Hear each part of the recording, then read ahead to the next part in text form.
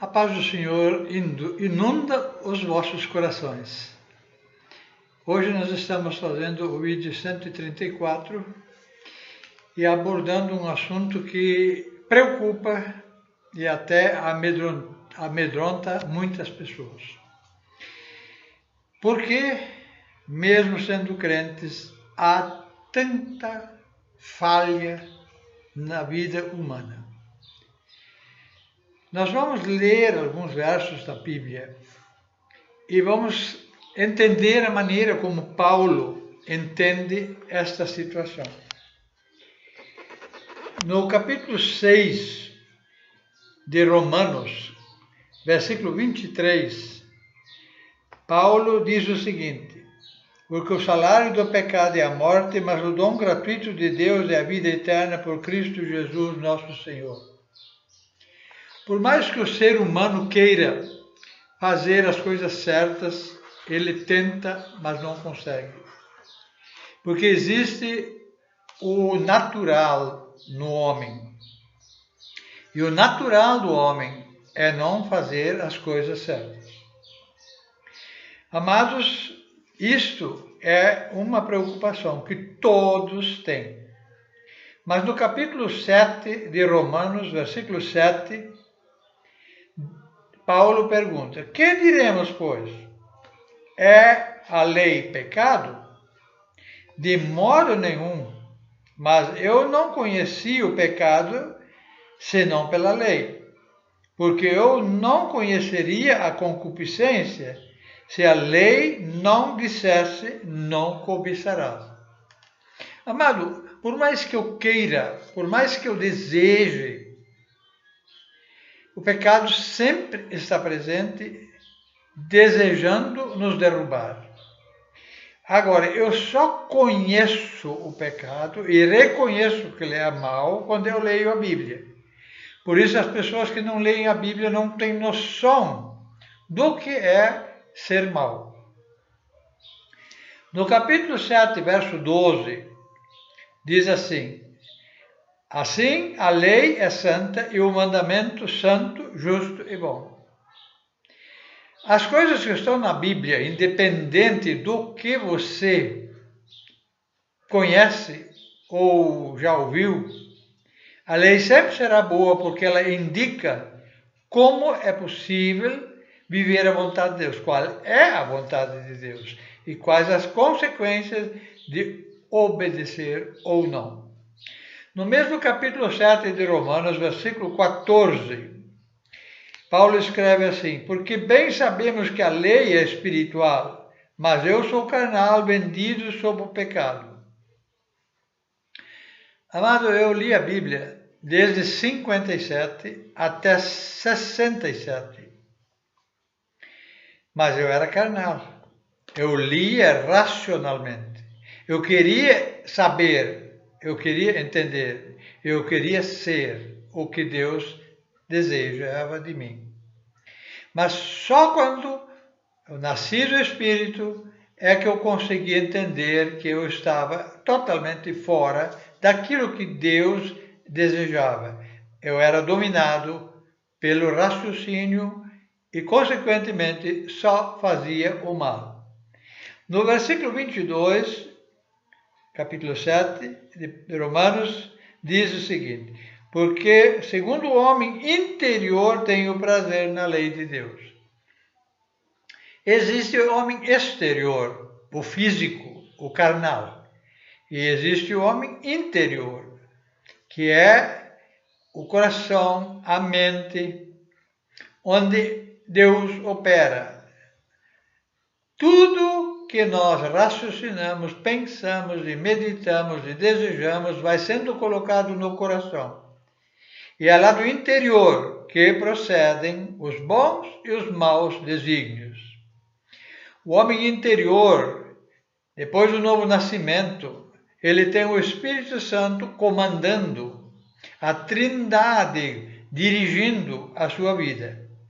E no versículo 15 de Romanos 7, diz assim: porque o que faço não aprovo, pois o que quero, isso não faço, mas o que aborreço, isso faço.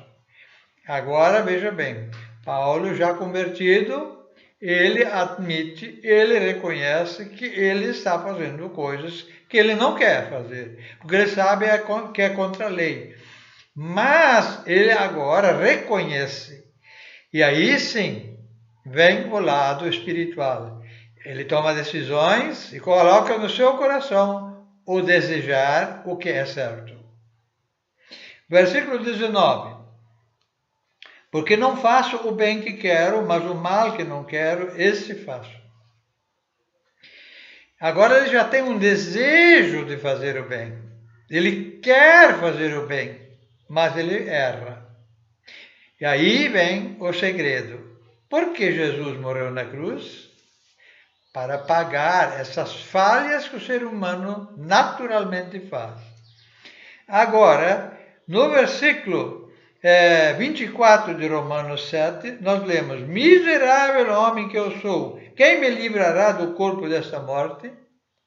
Amados, não pensa que você consegue fazer tudo certo. Mas você pode fazer uma coisa: reconhecer o seu erro, confessá-lo diante de Deus e pedir ajuda divina para não errar mais.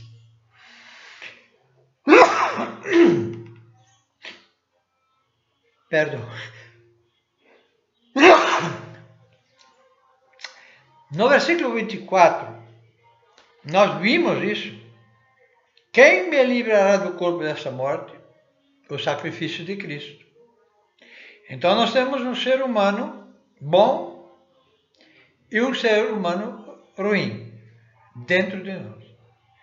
Mas qual deles que eu desejo? Eu quero continuar fazendo aquelas coisas que eu sei que está errado, eu não quero.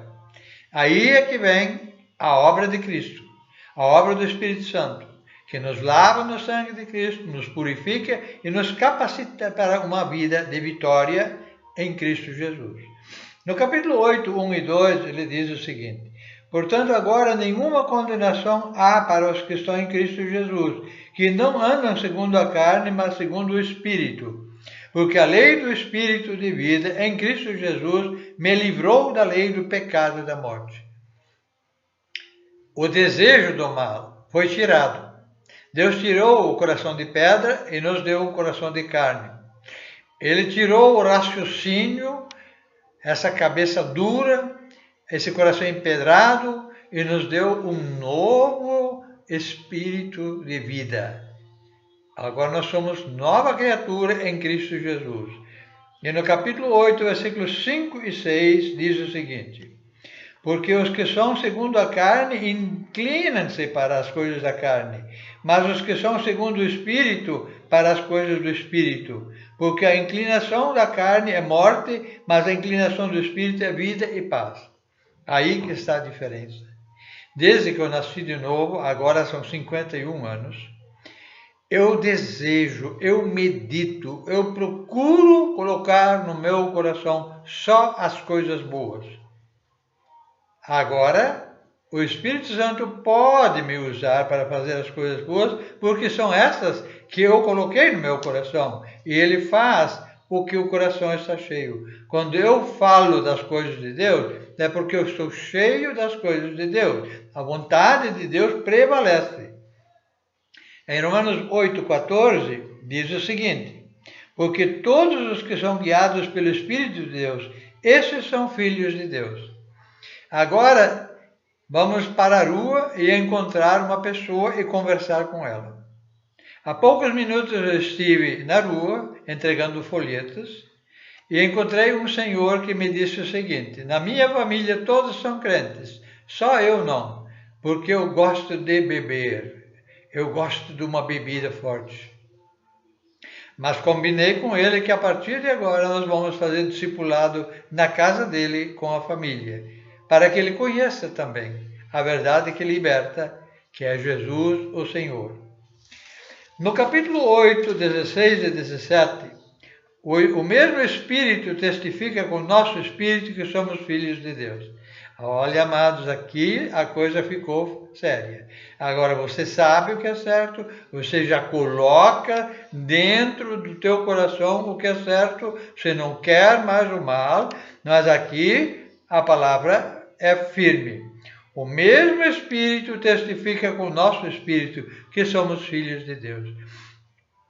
Quando a pessoa convertida age de maneira errada, imediatamente o Espírito Santo lhe diz: porque você fez algo errado. E aí o verdadeiro Filho de Deus, que tem o Espírito Santo, confessa que errou, clama a Deus por perdão e roga, implora por ajuda para não errar mais. No versículo 17, e se nós somos filhos, somos logo herdeiros também, herdeiros de Deus e co-herdeiros de Cristo, se é certo que com Ele padecemos, para que também com Ele sejamos glorificados. Aqui está a diferença. O homem salvo, ele trabalha. A palavra que ele usa aqui, padece. Ele sofre pelo fato de ser um verdadeiro convertido. Quando ele fala das coisas de Deus. E sem citar o pecado do outro, o que está vivendo e amando o pecado, a pessoa se ofende. E ele começa a fazer perseguição, porque ele acha que nós estamos condenando ele. Mas não é. O cristão verdadeiro fala mal do pecado. Ele condena o pecado, mas não o pecador. Nós não estamos aqui para julgar. Nós estamos aqui para testemunhar. Então, com a ajuda de Deus, depois que confessamos nosso erro, nós somos capazes de não andar mais no erro, nós somos capazes de fazer aquilo que é certo, mas só com a capacitação do Espírito Santo. Por isso a palavra de Deus diz: enchei-vos do Espírito Santo. Buscar a leitura bíblica diariamente. Esforçar-se, desde João Batista até agora, o céu se conquista pelo esforço. E aquele que se esforça, aquele que se dedica, aquele sim terá o poder, a virtude do Espírito Santo para vencer e para ser testemunho vivo de Cristo. Nós somos a carta aberta que o povo lê para saber como é que um santo vive. Os nossos atos, as nossas palavras, as nossas maneiras, tudo a pessoa observa e vê que nós somos e desejamos o bem. Meu amado, não é uma questão de religião, não é uma questão de assistir cultos, mas sim uma questão de se converter.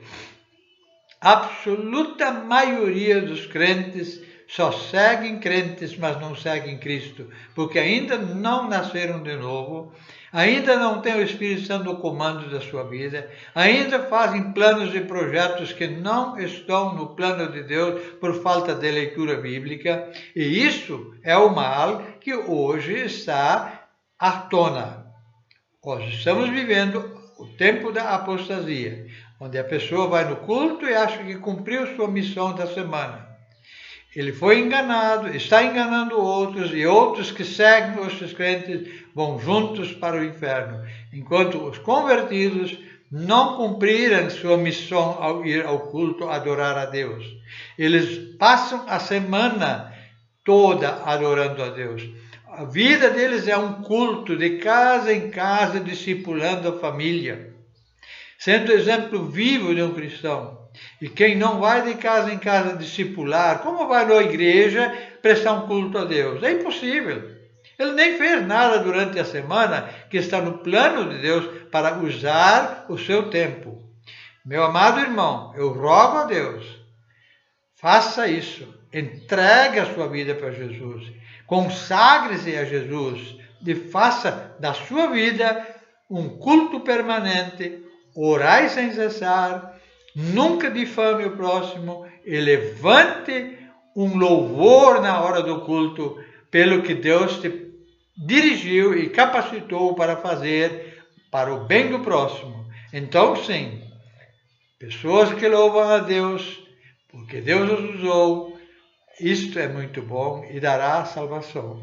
porque somos testemunhos vivos de um Deus vivo. Que Deus o abençoe em nome de Jesus. Amém.